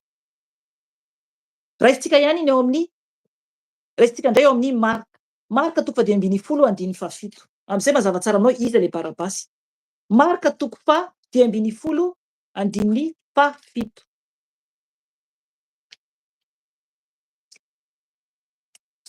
De hoy teny tompo vakiko amin'ny anarany. Ary nisy iray ilay antsoina hoe Barabasy niara-nifatotra tamin'ny mpikomy sasany izay efa nahafaty olona tamin'ny fikomiana. Hitanareo zany? Amen. Efa nahafaty olona io Barabasy io, mpamono olona zany izy io. Avetra ban'ny ten'Andriamanitra. Ary nisy iray ilay antsoina hoe Barabasy niara-nifatotra tamin'ny mpikomy sasany izay efa nahafaty olona tamin'ny fikomiana. Amen. Mpamono olona izy. Mpamono olona i Barabasy. Ao amin'ny bokin'ny Lioka mbola manamarina ihany koa izany. Lioka 7:20 Lioka 7:20 andiny 9:20. Manazava bebe kokoa. Lioka 7:20 andiny 9:20.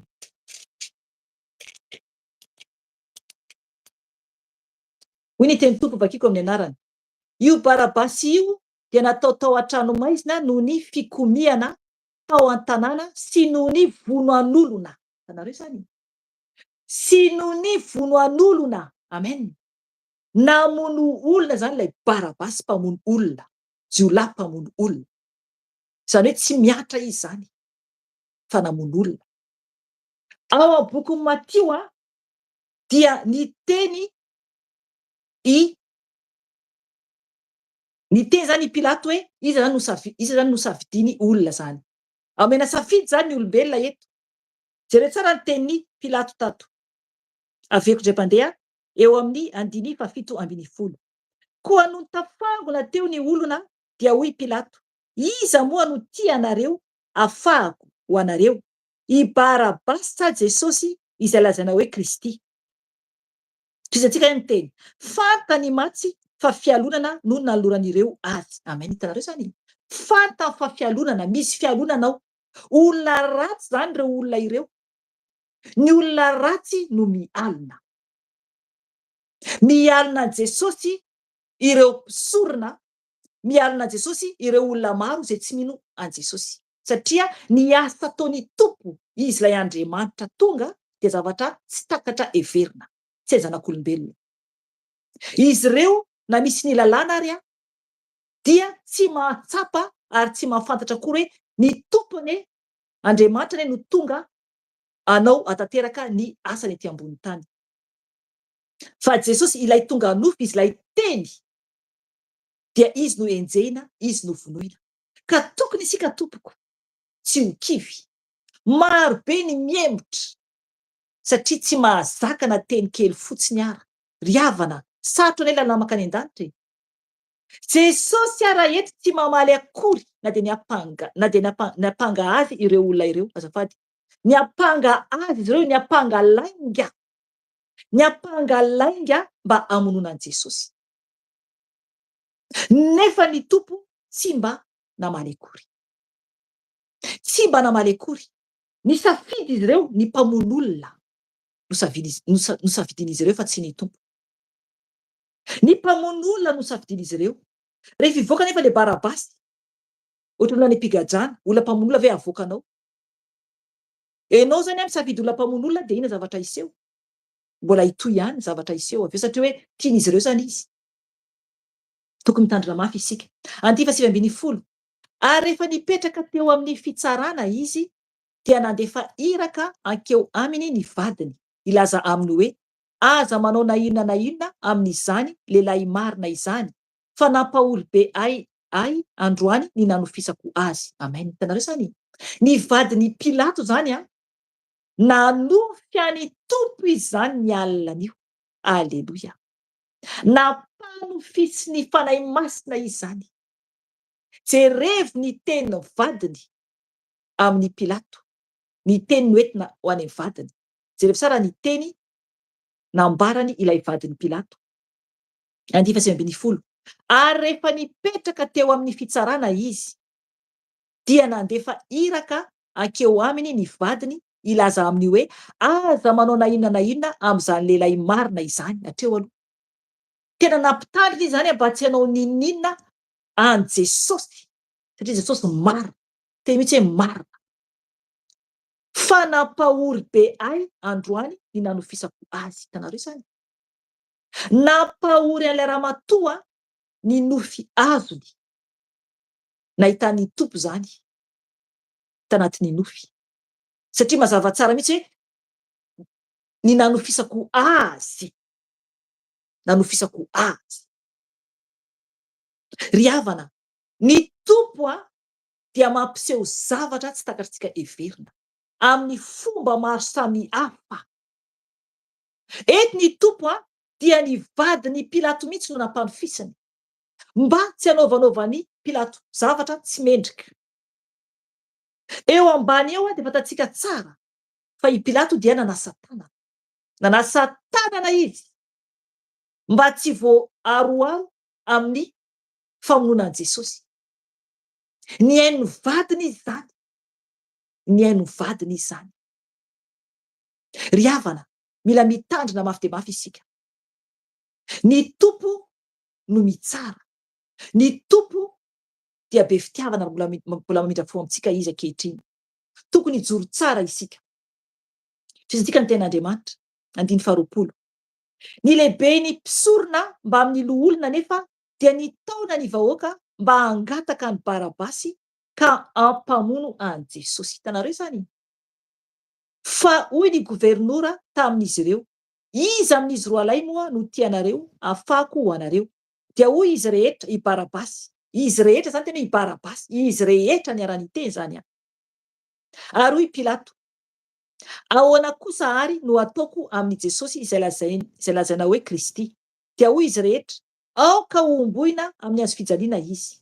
Hitanareo zany zareo efa nanomana tetika mihitsy ny hamonoana an' Jesosy. Tetika efa noman'izy ireo zany. Io no ahatanteraka ny famonjenantsika. Raha vonona ianao nefa ny handray Jesosy ho tompo sy mpamonjy ny fiainanao. Mbola hiantso ny fanahy masina rehefa avy eo raha vonona ianao handray Jesosy ho tompo sy mpamonjy ny fiainanao. Mila tsy maintsy mandray ilay famonjena isika dia manaraka lalan'i Jesosy, ho mpianatr' Jesosy, dia atao batisa-ny rano be, dia manompo an' Jesosy, manaraka ny toetra an' Jesosy.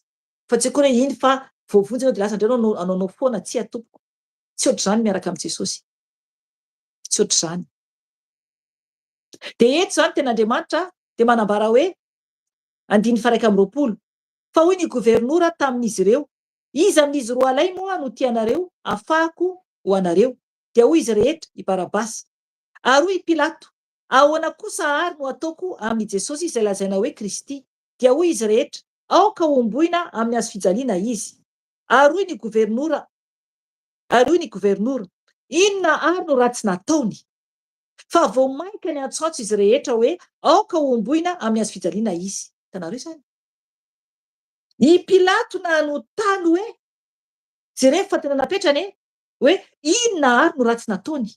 Inona no ratsy nataony? Inona moa no ratsy nataon'i Jesosy? Tsisy. Zareo dia tena hoe tsy nihaino mihitsy, fa mbola niantsoantso ihany hoe aoka omboina amin'ny hazo fijaliana izy. Fizantsika ny ten'Andriamanitra 2:20. Ary efa hitan'i Pilato fa tsy nisy hevitra, fa vao mainka nitomby ihany ny tabataba. Hitanareo zany hatreo aloha. Rehefa hitan'i Pilato zany fa tsisy hevitra. Oka ianao ny hamaky any verset le anatin'le nomeko teo zany fa misy ihany manambara bebe kokoa momba ny amin'io zany, tena nitady hevitra mihitsy zany i Pilato mba anafahana an' Jesosy. Dia eto zany ten'Andriamanitra hoe ary efa hitan'i Pilato fa tsy nisy hevitra, fa vao mainka nitomby ihany ny tabataba, dia naka rano izy ka nanasa tanana teo anatrehan'ny vahoaka sady niteny hoe tsy manatsiny amin'ny raha n'ity lehilahy ity aho fa rarahanareo. Hateo aloha. Amen. Hitanareo zany? Eo anatrehan'ny vahoaka nanasa tanana izy. Hitan'ny tompo iny, hitan'Andriamanitra iny, hitan'ny anjely iny. Marika ny anatrehan'ny vahoaka izay zavatra izay. Marika ny anatrehan'ny lanitra zavatra izay. Ahoana ny toetra fiainantsika anatrehan'Andriamanitra? Izay ataontsika tompoko na inona io dia hitan'ny lanitra. Hitany any an-danitra na miafina ary ianao na miafina ary izaho. Dia hitan'Andriamanitra izany. Misy témoin foana eo. Misy foana eo. Dia ny anjelin'ny tompo mijery antsika na inona nataontsika. Ka mila mitandrina isika. Andriamanitra tsy antsika vazivaziana. Eto ten'Andriamanitra manambara hoe nanasa tanana zany i Pilato teo anatrehan'ny vahoaka. Naka rano izy ka nanasa tanana teo anatrehan'ny vahoaka. Sady niteny izany hoe tsy manatsiny amin'ny raha n'ity lehilahy ity aho fa rarahanareo. Tonga dia nambarany hoe ohatrany hoe tsisy idirana zany fa an'izy ireo. Tena izay mihitsy. Rarahanareo izy izy. Tena an-jareo. Dia jerevo ny tenin'ny olona. Tandrema tompony amin'ny fiteny. Mila mitandrina mafy dia mafy amin'ny vava avoaka. Dia jerevo ny tenin'ny olona. 20. Ary hoy ny olona rehetra hoe aoka ny rany ho aminay sy ny zanakay. Amen. Hitanareo zany zava-doza. Tsy mihevitra ny teny avoakan'ny vava. Te ahita fotsiny fampijaliana olo-marina. Te ahita fampijaliana olo-marina. Ary ny tenin'izy ireo dia anameloka an'izy ireo, nanameloka an'izy ireo. Maro amin'ny olona any amin'ny elo dia noho ny avy amin'ny teny avoakan'ny vava no any amin'ny elo. Ry havana mila tena mitandrina mafy dia mafy isika. Mila tena mitandrina mafy dia mafy isika. Mazava tsara ny ten'Andriamanitra eto hoe ary hoy ny olona rehetra hozy izy aoka ny rany ho aminay sy ny zanakay. Amin'ny zareo zany ary koa mbola ho amin'ny zanany. Tena hoe ozina ho an'ny taranaka mihitsy. Ozina ho an'ny taranany. Zany hoe tsy afaka ny olona ray raha tsy miala amin'ny fatotry ny ozona. Ry havana, afao ny tenanao. Ninona toetra ny ray aman-dreninao dia afao ny tenanao. Tsy hoe koa tsy tia ny ray aman-dreninao ianao. Mila anao manao divorce amin'ny ozona. Mila manao divorce amin'ny ozona zay vao afaka. Ny ozona dia zavatra tena mamatotra ary tsy afaka raha tsy tapahana. Raha tsy tapahana, raha tsy atao divorce mihitsy amin'ny ozona. Maro be karazana ozona. Maro ny fampianarana tiako ampianarina momba ny amin'ny délivrance sy amin'ny zavatra niseho be dia be tamin'ny délivrance fa mangataka amin'ny tompo aho zay sitrapony fanamasamantsy no ambara zany. Fa maro be ny fandrika atao fahavalo, tena maro be. Karazana devoly tsy takatrao akory hoe ay misy devoly ohatr'izany. Ry havana, tena ratsy ny fahavalo. Ratsy ny fahavalo. Mila manao divorce amin'ny ozona, manapaka ozona ianao. De rehefa lehibebe zanakao de izy mihitsy no miteny indray manapaka ozona fa tsy ianao akory. Satria raha mbola kely izy, ianao manapaka ozona ho any zanakanao. Fa tsy afaka iny raha tsy ilay zaza rehefa lehibebe no miteny manapaka ozona. Zay ny fanapahana ozona zay. Isam-batan'olona. Isam-batan'olona. Satria jereo ten'Andriamanitra eto manambara hoe aroy ny olona rehetra hoe aoka ny rany ho aminay sy ny zanakay. Eto zany le ankizy mbola kely zany. Dia voaozona zany le ankizy voaozona. Rehefa lehibebe reo zay vao afaka manapaka ozona. Ka raha ohatra ny reniny na ny rainy tsy nanapaka ozona dia mbola voafatotra. Fa le ankizy no afaka zany. Zay le hoe tsy hitondra ny fahotan'ny rainao ianao ary ny rainao tsy hitondra ny fahotanao. Any bokin'i Ezekely izay raha tsy diso ahako. Samy hitondra ny heloka antsika tsirairay avy anatrehan'i Jesosy. Samy hitondra ny heloka antsika tsirairay avy eo anatrehan'i Jesosy. Fahotan'ny ray tsy ho fahotan'ny zanaka. Fahotan'ny zanaka tsy ho fahotan'ny ray. Ka mila mitandrina mafy isika. Raha tsy jereko ilay ten'Andriamanitra ao bokin'i Ezekely. Ezekely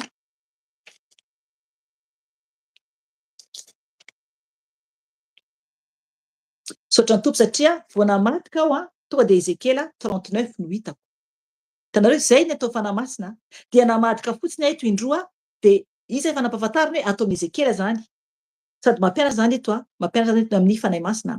Namadika tonga dia eto bokin'i Ezekely 39 dia efa mampahafantatra zany fanahy masina eto ao anatiko hoe eto amin'ny Ezekely le izy no atoro anao. Zay zany ampahafantarina eto dia namadika fotsiny eto amin'ny 18 ao amin'ny 18 le izy ka sorana ny tompo lehibe. Ezekely 9:10 andininy fa roa no raisitsika ka hatramin'ny fahefatra. Hoy ny teny tompo vakiko amin'ny anarany. Aleo ataontsika manomboka hatramin'ny andiny voalohany mihitsy ka hatramin'ny fahefatra. Ezekely 9:10. Hoy ny teny tompo vakiko amin'ny anarany. Tonga tamiko ny tenin'ny tompo hoe nahoana no manao izao ho ateny izao ao amin'ny tany Israely ianareo. Ny ray no mihinana voaloboka marikivy ka ny nifiny zanany no madilo. Raha velona koa ao hoy ny tompo Andriamanitra dia tsy hisy anaovanareo izany ho ateny izany ao amin'ny Israely intsony. Indro ainy aina rehetra toy ny ainy ray dia toy izany koa ny ainy zanany. Samy ay ireny. Ny olona izay manota no ho faty. Amen. Hitanareo zany. Ny olona izay manota no ho faty. Tsy afaka hiteny zany isika hoe ny rainy no mihinana voaloboka marikivy dia ny zana zany no adilo nify. Tsisy ifandraisany re tompo. Tsisy ifandraisany intsony. Na ianao sy ny mamanao, na mamanao sy ianao. Na ianao sy ny papanao, na papanao sy ianao. Fa samy mitondra ny entany eo anatrehan'i Jesosy. Samy mitondra ny entany eo anatrehan'i Jesosy. Isika dia mananatra fotsiny ihany mitarika ny olona eo anatrehan'i Jesosy raha manana ankonana ianao. Fa izareo tsiraray avy no tsy maintsy miezaka manatona an'i Jesosy. Fa anjarantsika nefa no mampianatra ny zanakantsika, mampianatra ny ankonantsika na ny olona koa avantsika dia manambara isika. Raha mandray izy ireo mandray, raha tsy mandray izy ireo tsy mandray. Fa mila mijoro zany isika, mila mijoro isika. Manambara amin'ny olona ny fahamarinana. Mahazo teny marary isika, mahazo teny mafy isika fa tsy manino izany, fa mila mijoro foana isika manambara ny fahamarinana amin'ny olona rehetra. Fa tsy afaka hitondra ny heloky ny olona isika. Tsy afaka hitondra. Tsy afaka aneriny olona isika iova ho tahaka antsika. Tsy afaka. Tsy azontsika atao koa izany. Fa manambara, manazava dia anjaran'ilay olona no misafidy. Fa isika mandroso foana ao amin'ny tompo. Mila mijoro tsara isika. Fa tsy koa hoe andeha hanaraka ny ataony koa. Satria reraka loatra zany manova an'ilay olona fa dia hanaraka ny atao koa. Tsia tompo. Afo be ny miandry anao. Afo be ny miandry anao. Mijoro. Ianao tokony ataona indray ve no anaraka ny manao ratsy? Mitandrema tompo. Mitandrema tompo fa Jesosy ara. Izy ara nizaka ny mafy. Maika va fa isika? Maika va fa isika? Tsika ve zay 70 taona, 80 taona, 100 taona raha ela indrindra ambony ty tany ity, de tsy azaka ve fa oriana sy latsa? Na problème na inona io, fa imenimenina. Nefa ny Jesosy nanolotra ny ainy, nanetry tena ambany de ambany. Noho isika, noho izany noho ianao. De isika ve de imonomonina foana? Mila mitandrina mafy de mafy isika tompo. Mila mitandrina mafy de mafy isika. Andiny fa fena ty amin'ny bokin'ny Matthieu tsika zao Matthieu 7:20 dia eo amin'ny andininy fa 7:20. Fa hoy ny gouvernement inona ary no ratsy nataony? Fa voamaika ny antsoantso izy rehetra hoe aoka omboina amin'ny hazo fijaliana izy. Ay, efa tsika efa ty ambany be ty tsika. Andiny fa 10:20. Avetsika andiny fa 4:20 ka. Ary rehefa hitan'i Pilato fa tsy nisy hevitra fa voamaika ny tombo ihany ny tabataba, dia nakarano izy ka nanasa tanana teo anatrehan'ny vahoaka sady niteny hoe tsy manatsiny amin'ny raha n'ity lehilahy ity aho. Fa rarahanareo ary hoy ny olona rehetra hoe aoka ny rany ho aminay sy zanakay. Andiny fa 4:20. Dia nanafaka ny Barabasy ho an'ny olona izy, fa Jesosy kosa dia nasainy no karavasiana ary natolony mba ho omboina amin'ny hazo fijaliana. Amen. Hitanareo zany? Aleon'ny olona nijery ny fahorian'i Jesosy, toy izay nijery any Barabasy. Nefa ny ten'Andriamanitra tsy maintsy ho tanteraka izany. Tsy maintsy tanteraka izany. Mba hatsapahantsika ihany koa fa tompo tonga namonjy antsika. Misy famonjena mbola ahafahantsika miezaka handray an Jesosy tompo sy mpamonjy antsika mba ho tonga an-danitra isika. Mbola misy zany fanavotana ny fanahintsika. Ry havana tiantsika Jesosy. Tiantsika izy matoa ny zaka ny mafy rehetra. Oka tsika handray ny ten'Andriamanitra, amaka ten'Andriamanitra. Oka tsika netsy tena ambany de ambany atrehan Jesosy mba ho tafiditra ny lanitra. Maheresa tompoko fa tiantsika ny tompo. Zay ten'Andriamanitra anio fa hivavaka isika maranantsika ny fotoana dia ho anao raha volanao handray Jesosy ho tompo sy mpamonjy de fotoana izao. Raiso Jesosy ho tompo sy mpamonjy ny fiainanao. Aza variana amin'izao fiainana mandalo izao fa ho avy ny tompo. Miaratsy izao fiainana izao.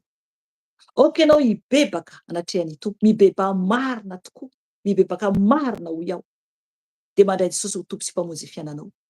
Ny rano rery ihany no afaka anavotana antsika. Ny rano tompo rery ihany. Dia manara an Jesosy mba ho tafiditra any an-danitra. Hivavaka isika tompo. Jesosy tompo, misaotra anao izay Jesosy. Ny amin'ny teny izay nomenao anay anio. Ny amin'ny fotoana izay mbola nafahanay anio nanantona anao. Jesosy io nidera ho anao, nihaja ho anao. Tompo malala ho ireo ny olonao izay vonona handray anao ho tompo sy mpamonjy ny fiainan Jesosy io. Oka ianao hiain'ny vavaka izy ireo Jesosy malala. Oka ianao hamindra fo amin'izy ireo Jesosy io. Mamela ny heviny. Afaka ianao manaraka ny vavaka izay ho ataoko raha heverina amin'ny Jesosy marina ianao. Ity aho Jesosy io. Vonona aho Jesosy handray anao ho tompo sy mpamonjy ny fiainao. Mifona aho Jesosy ny amin'ny fahotako rehetra vitako teo aloha. Mifona aho tompo satria tsy mendrika aho. Jesosy io. Anio dia mino fa ianao no Andriamanitra. Ianao no tompony tompo sy mpanjaka ny mpanjaka. Ny ranao niteteo ahy Jesosy io. Ka mandray anao ho tompoko sy mpamonjy ny fiainako manomboka anio. Jesosy io. Mamela ny elo. Avaozy aho. Amboary aho. Tario aho Jesosy. Soraty ao an-danitra Jesosy ny anarako aboky ny fiainana. Alao any amin'ny elo tompony anarako Jesosy io. Fa fao ny anarako any amin'ny elo. Fa soraty Jesosy ho isan'ny zanakao. Itia Jesosy anara-dianao, anompo anao Tompo, anao zay sitraka ao Jesosy. Vonjeo ao Jesosy, mamindra fo amiko ianao, mamindra fo amiko ianao. Ampianaro afanahy masina ao, aizako mandeha araka ny sitraponao. Misaotra Jesosy. Tompo malala ao, misaotra anao Jesosy ny amin'ny fotoana teto. Misaotra amin'ny am'zay rehetra nataonao Jesosy malala ao. Misaotra Tompo aminay tsiraray avy. Indreto zay Tompo malala ao iverina aminao, zay niverin-dalana. Okenao anatinan'i Jesosy. Okenao anatina Jesosy raha tena mahatsapy ianao fa verin-dalana ka iverina amin'ny Tompo. Mba hanafana ianao indray, andraisana ianao indray. Tompo malala ao, miverina aminao izahay. Mamindra fo aminay Jesosy malala ao. Amboary izahay. Amboary izay Tompo malala ao diovy, tany fa tsy matananao. Ka mifona Jesosy, mamindra fo Jesosy malala ao. Anompo anao ao, anompo anao hatramin'ny farany ao Tompo malala ao. Atoloran'ny Tompo indray ny tenanao. Anompo anao a Jesosy eo anara-dianao, anao zay sitraka ao reriany, satria anao no Andriamanitra Jesosy, ary tsisy toanao. Misaotra ny amin'ny teninao teo, misaotra ny amin'ny hery nomenao anay Jesosy eo, satria Tompo, zinona tokoa moa izahay? Zinona moa izay Tompo malala ao, fa mila anao izahay. Ka ny voninahitra dia ho anao Jesosy io. Misaotra Tompo malala ao, apetraka aminao Tompo zao andro alina izao, zao alin'ny sabata izao. Oka anao Tompo hitantananay tsiraray avy na zay n'aiza misy anay Tompo malala ao. Petraka aminao ny ampitso, ny herinandro vaovao, eo ambanin'ny tana maherinao. Rakoto zay Tompo amin'ny ranao soa, izay sy ny ankonanay tsiraray avy zay manankohonana. Tompo malala ao zay tsy manankohona koa Tompo malala dia okanao hiaro an'izy ireo tsiraray avy. Misaotra Tompo, ny voninahitra dia ho anao, ny dera dia ho anao, ny haja dia ho anao Jesosy io. Mankasitraka feno Jesosy malala ao, ka misaotra anao Tompo. Aleluia, aleluia, aleluia. Amen. Amen. Misaotra ny Tompontsika ry havana ny amin'ny fotoanan'io dia raha ho an'i Jesosy haja ho azy. Izany ny fotoanantsika anio dia mametraka velomana zay menadamina raha Jesosy Tompo dia amin'ny herintsika miona eto raha ohatra mbola misy ny fotoana dia raha mbola tsy tonga ny Tompo na mbola tsy miala eto ny ray amintsika dia miona eto tsika amin'ny heriny raha sitrapon'i Jesosy Tompo. Zay raha Tompo dia veloma daholo indray eo, veloma tompoko. Amen.